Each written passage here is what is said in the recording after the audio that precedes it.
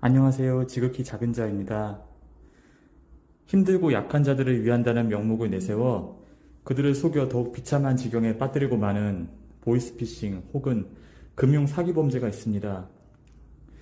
지난 정권이 대한민국과 국민들에게 행한 행위들이 본질이 곧 이와 같은 것이었습니다.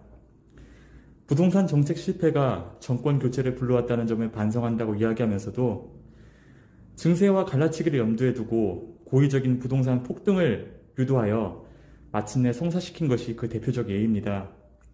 인생은 무너지고 수많은 사람들이 돈의 노예가 되고 말았습니다.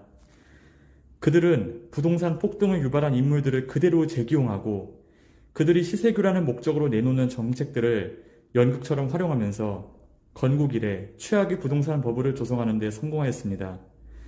또한 방만한 공공재정 운용, 특히 탕진에 가까운 포퓰리즘 정책을 통해 정부와 공기업을 빚더미로 만들어 오늘날 대한민국을 금융위기 전야로 몰아넣고 말았습니다.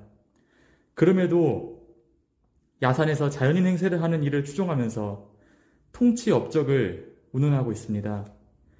지난 집권 세력의 악은 그 실체가 분명한 것입니다. 서민을 상대로 한 금융사기범들의 악랄함과도 비교가 불가능할 정도로 큰 것임을 잊어서는 안 될 것입니다. 현재 그들은 정권을 아쉽게 놓친 야당 연극을 하고 있는 중입니다.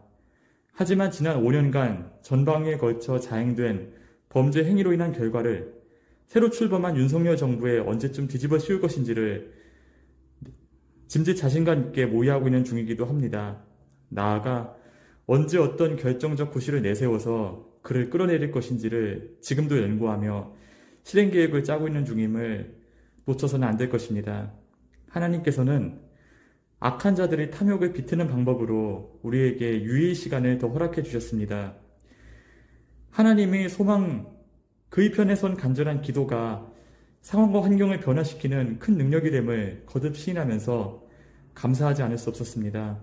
하나님께서는 대한민국의 마지막 때 열방에 복음을 전파하는 도구로 사용하시기를 원하십니다. 그래서 공산주의 도입과 실행을 통해 민생을 도탄에 빠뜨리는 이 내로남불 적폐가 반드시 심판되어질 수 있도록 기도하지 않을 수 없었습니다. 또한 이 땅의 자유민주주의 체제가 이대로 파묻혀지지 않고 어떻게든 다시 세워지고 보존되어질 수 있도록 중보해야 되는 사명을 되새기지 않을 수 없었습니다.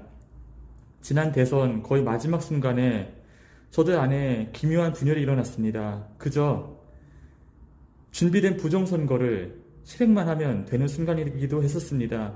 그러나 국가와 민생을 도탄에 빠뜨린 이 범죄 조직 일당들의 안전을 보장받기 위해서는 부정선거 재현이라는 위험부담을 떠안은 채 자신들에게 비협조적인 이 모씨를 세우는 것보다는 윤석열을 잠시 세운 뒤 구실을 붙여 좌초시키는 것이 향후 권력 재창출과 부정선거 재현에 유리하다는 허황되고 거짓된 모략의 영이 저들 대부분을 지배하게 되었습니다.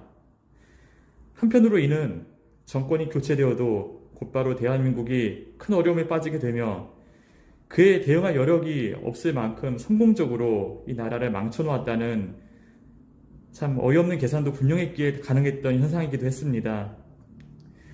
윤석열 대통령이 이런저런 부족함이 눈에 들어오는 분들도 계실 것입니다. 그러나 그는 자유민주주의의 수호와 시장경제 회복을 내세워 대통령이 되었습니다. 지금 그가 짊어지고 있는 것이 대한민국의 정체성, 곧 자유민주주의이며 대한민국의 공산주의 통제를 도입하려는 이들이 노린 것 또한 이러한 자유민주주의를 부정하고 전복하려는 것이라는 사실을 우리는 기억해야 될 것입니다.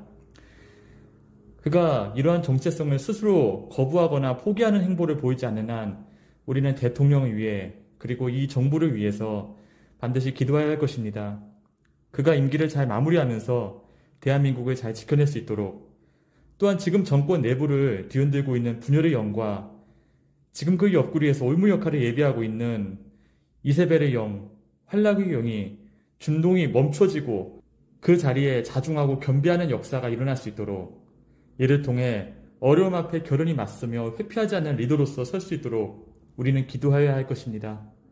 가장 중요한 것은 나의 죄악과 민족의 죄악을 주님 앞에 토설하고 조건 없이 엎드릴 수 있는 다니엘의 은혜가 그에게 임하여서 주님으로부터의 응답을 통해 이 나라가 회생의 축복 앞에서는 놀라운 일이 현실이 되는 것을 지금부터 기도로 예비하는 무릎입니다.